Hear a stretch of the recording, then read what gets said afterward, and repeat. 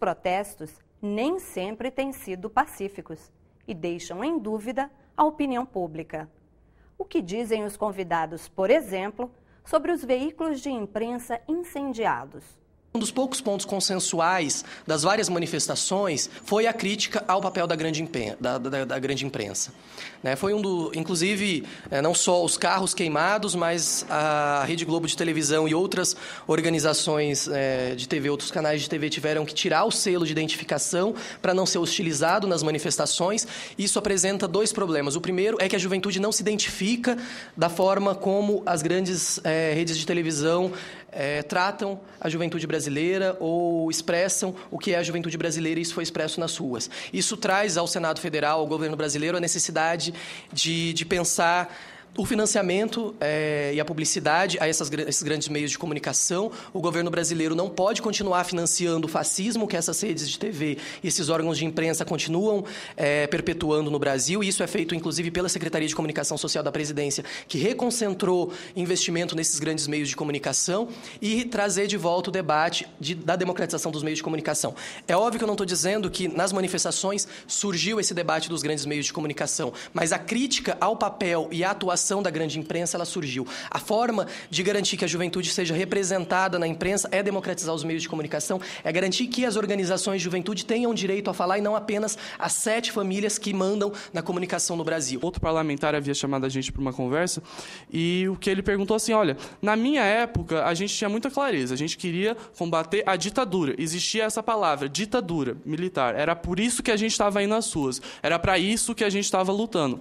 E ele ficou, mas são muitas pautas, será que não tem uma palavra que vai unir isso? E eu tentei fazer essa conexão e eu trago a insatisfação de vários níveis da sociedade, de vários grupos,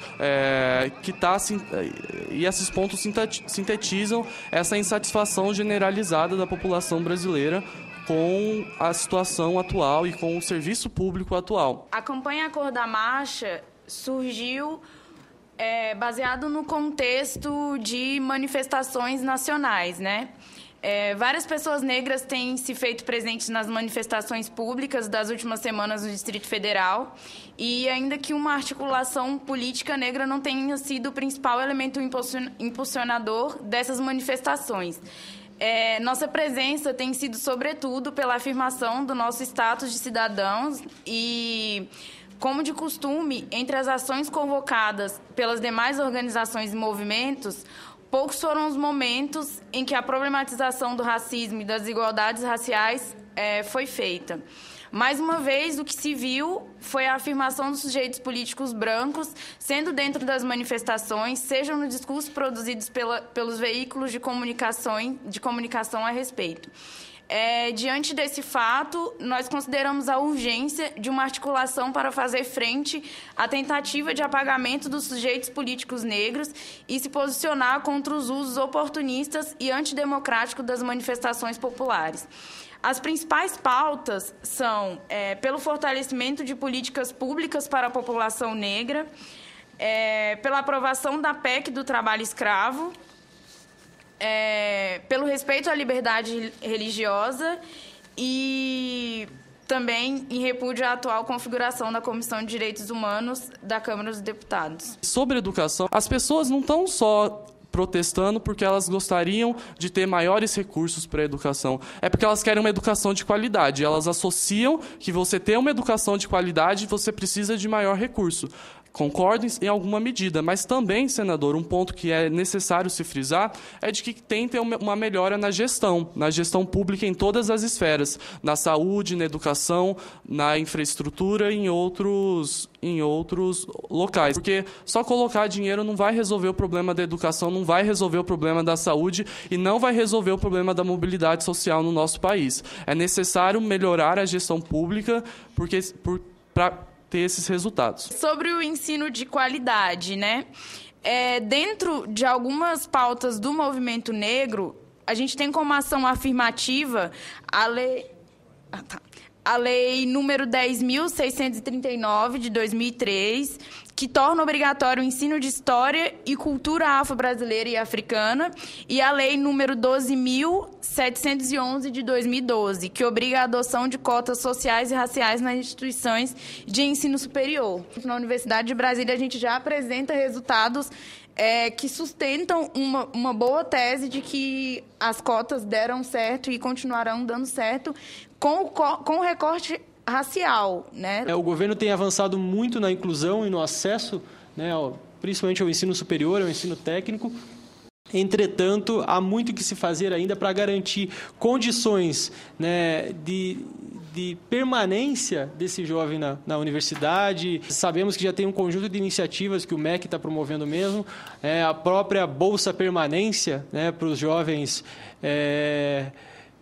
do ensino superior, principalmente os jovens oriundos das comunidades tradicionais, quilombolas e jovens de baixa renda. Inclusive, estamos fazendo um debate para ver as condições de levá-la também ao ensino médio. Um tema considerado muito importante para a juventude brasileira e que se materializou é a repressão da polícia militar em todos os estados. Especialmente nessas manifestações, esse foi um elemento importante, foi um eixo central que norteou as manifestações recentes. Então, naquela quinta-feira, 3 de junho, se eu não me engano, foi quando aconteceu aquele ato de repressão extremamente violento da Polícia Militar de São Paulo. Naquele momento, algumas manifestações eram realizadas, se eu não me engano, em Porto Alegre, Rio de Janeiro, mais uma ou outra cidade no Brasil, e a partir daquele momento, aquilo ampliou o potencial de realização das manifestações. Os atos que começaram a surgiram naquela sexta-feira, sábado, domingo e na segunda-feira, em apoio aos manifestantes que foram reprimidos de forma violenta pela Polícia Militar de São Paulo. Nós fizemos uma manifestação pelo Comitê Popular da Copa, criticando a forma como estava sendo realizado. No dia seguinte ia ser a abertura da Copa das Confederações. À noite, militantes do Movimento dos Trabalhadores Sem Teto que participaram do protesto foram presos por queima de pneus. Começaram uma perseguição pública a mim, na mídia, com o secretário de Segurança e depois o próprio governador, o Agnello Queiroz, mencionando que eu estava sendo procurado por participar do protesto e por ter envolvimento com atos ilícitos. A gente teve notícias aí de que a ABIN, Polícia Federal, polícias militares, Polícia Civil local aqui no Distrito Federal tem controlado e investigado as atividades políticas do Movimento Passe Livre e de outras organizações nesses locais.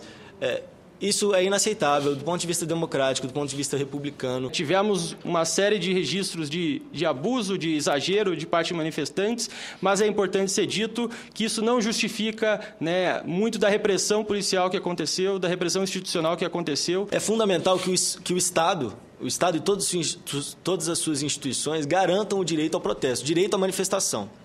Então, a repressão policial às manifestações é inadmissível do ponto de vista democrático e isso deve ser garantido. Um outro tema que eu gostaria de trazer em relação ainda à repressão das manifestações é o que foi chamado de vandalismo dos manifestantes e da população que participou das manifestações. A gente sabe que boa parte das pessoas que causavam os tumultos nas manifestações não eram manifestantes, eram policiais civis ou militares infiltrados ou criminosos aproveitando as manifestações para saquear, enfim. E a gente considera que mais vandalismo do que os policiais militares e civis infiltrados nas manifestações é o vandalismo dos bancos, é o vandalismo da imprensa marrom, é o vandalismo do conservadorismo que permeia as instituições brasileiras. Quando aconteceram as depredações, os incêndios, isso e aquilo, isso não fortaleceu o movimento, acabou causando na opinião pública uma certa preocupação, mas todas as vezes em que os movimentos se caracterizaram pelas ações de expressão do sentimento de vocês ganharam muito na opinião pública. Você vai ver em instantes. Afinal, o que os jovens acham dos projetos que o Senado priorizou em resposta às demandas das ruas? Aumentar a repressão ao uso e ao tráfico de drogas, ele vai no sentido contrário ao que exige a juventude hoje.